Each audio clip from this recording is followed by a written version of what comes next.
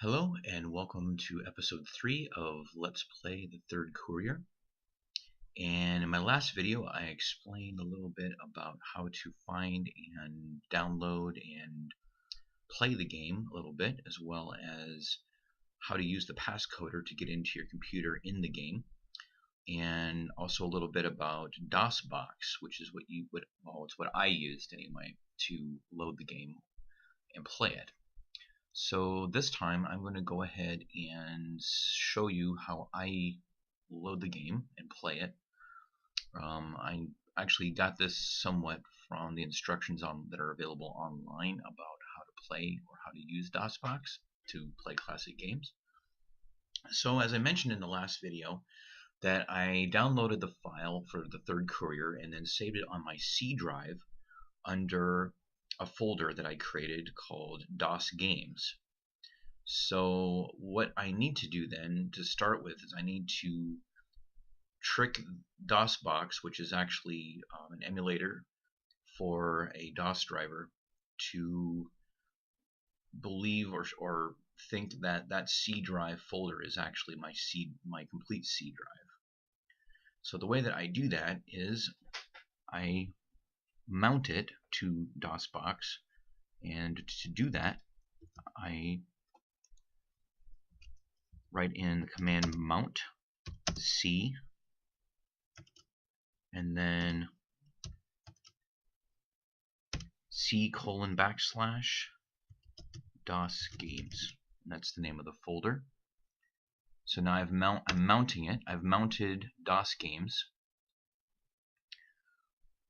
which is in my C drive, but now it thinks that it's attached to my internal drive. And so now I need to change the drive. So I change it to C, because now that DOS games is just in my C drive, and now this is my C drive. And so the way that I can do that, so now to see it or to find it, I click or I type in dir, which is the directory command. And as you can see, there is a program or an option that says the_th_1, and then I type that in. So I go cd/. cd/ is basically change directory. So I'm now changing the directory from C to the_th_1.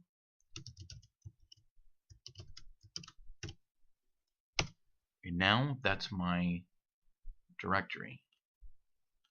So what I can do also is if I want to find out which files are on there, there are actually two different files that will work. One that says Courier, BAT, or one that says TCC, which stands for the Third Courier, and it's just an EXE or executable file. I usually just type Courier.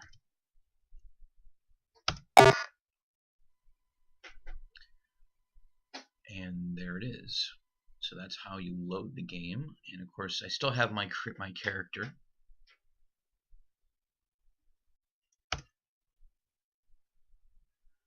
Okay, so now I will go ahead and select my agent and then activate my agent. And you know what? I think in the last video when I closed the window, I actually didn't save the game, so I think I might have to do some of that over, what I did in the last video, which is no problem. I can take everything, so what I meant by that is the first video, so I'm going to take everything here, then use my answering machine, which doesn't have any messages, and just so I can get 1,000 experience points, which again, the more experience points you get, then the closer you are to leveling up, and leveling up means you get more health and you also get more of your other stats. as well. So I just got 1,000 experience. So now I'm going to show you how to use, of course, I may have to log into the computer again too, actually. I may have to give in the passcode again. Yeah, it's going to make me give in the passcode. It's no problem. I'll go ahead and use what that is. So I have the symbol. Alright. And blue, which is on the top. TKS. So on this little coder, TKS corresponds with BMC.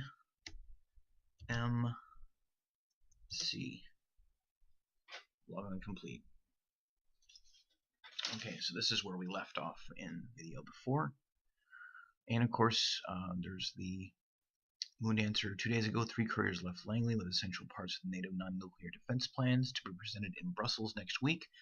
2 of the couriers have been murdered, one in Madrid and the other in London, and the parts each was carrying are missing. The 3rd courier, you may know him, William Martin, was en route to Brussels via West Berlin, where he was last heard from.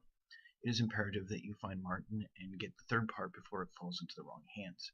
From now on, you will be referred to by your code name for this assignment, which is Moondancer. This is the name whenever contacting headquarters. Use this name whenever contacting headquarters. Good luck, Moondancer. I know I can depend on you. Okay. So now you can click or you can press enter. And so this is the computer. These are the options you have when you're on your computer, as you can read your emails. Here's an email message. Intensify search for William Martin. He has contacted us, says he has the 3 parts and will sell them to the highest bidder. He has also contacted Moscow. So he is basically contemplating treason. So, okay. Name check. And so these are the dossiers for the people that are provided to you by the CIA. And of course you can look through these as well. Of course it may be nice to actually remember these people. And then here is William Martin. Now he's the 3rd courier. That is sort of part of the plot in the game. So very, very distinguished CIA agent, disappeared and is now ready to sell or defect, sell the parts to the non-nuclear NATO defense plans. And then the next one, this is Nigel Holt. Nigel Holt is your boss in this game. He's the one to whom you directly report. And of course he gives a summary of his career thus far. And that's really about it for the beginning of the game. This is really and I'll go ahead and explain a little bit later when we get to other items how you can get more of these files or these dossiers of people. So for now, I'll go ahead and log off the computer. And now that I have taken everything that I need to take, I can now go out of my apartment. So the way to do that, you have a directional list here, and the only one that's highlighted is the only direction that we can go. So whatever directions are highlighted are directions that will be an option for you when you play. So now I have left my apartment and I'm in Knesebeckstraße. And the next thing we need to do is we need to go to mission support. Now the way that this works is one of your actions that you have is hail a cab. The problem with hail a cab is that in order for you, see, when we could actually hail a cab and then go to mission support. But now for besides these things, besides my apartment, mission support, and U-Bahn station, is that you have to actually have been to that place in order for you to be able to take a cab to them.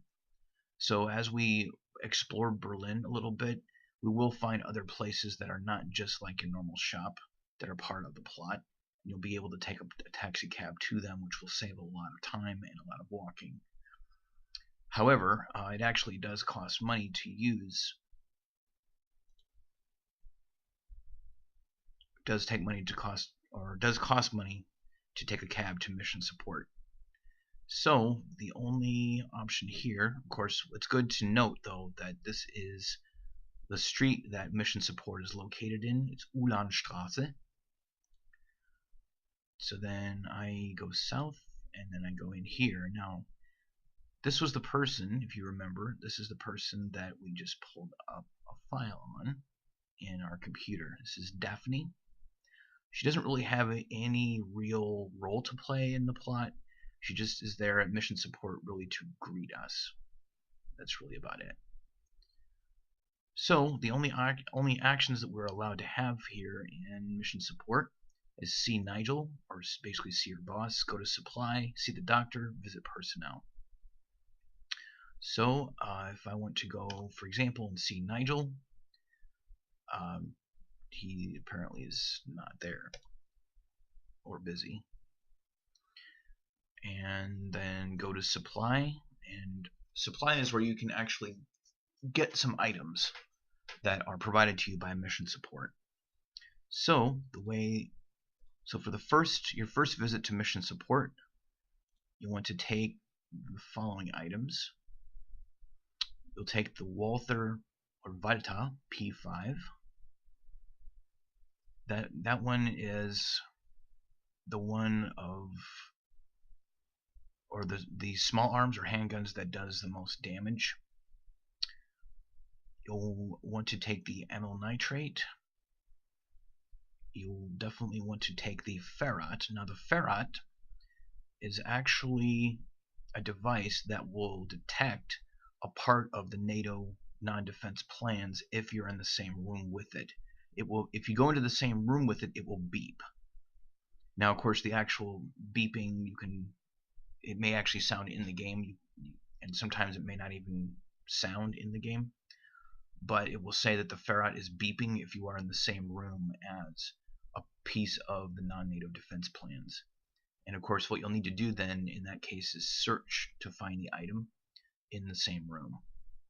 Okay, now regarding the next item, the photo fax, you'll need to take the photo fax. This is a very useful item because when we were just logged onto our computer, there was a list of dossiers. So for every encounter, you actually, well, I shouldn't say for every encounter, but for encounter of non-player characters, you can take a picture of them and it faxes a photo of them to CIA headquarters in Langley, and then what they do is they will reply and give you a positive response. So that way when they give you a positive response, it means that their dossier or their file will show up on your computer when you log in the next time, which is very useful. It's useful for actually uncovering who is actually known by the CIA as being a player in this whole business. So, and then lockpicks are useful as well. There will be a time later when you will definitely need those, and then you will take 1,000 Deutsche Mark or D-Mark. So that's really all of the items that you'll need for right now. The only items. Next time what I will do is go over combat a little bit, going out over wandering around the street, and some actual tips on how to get around in Berlin a lot better. So I will see you next time.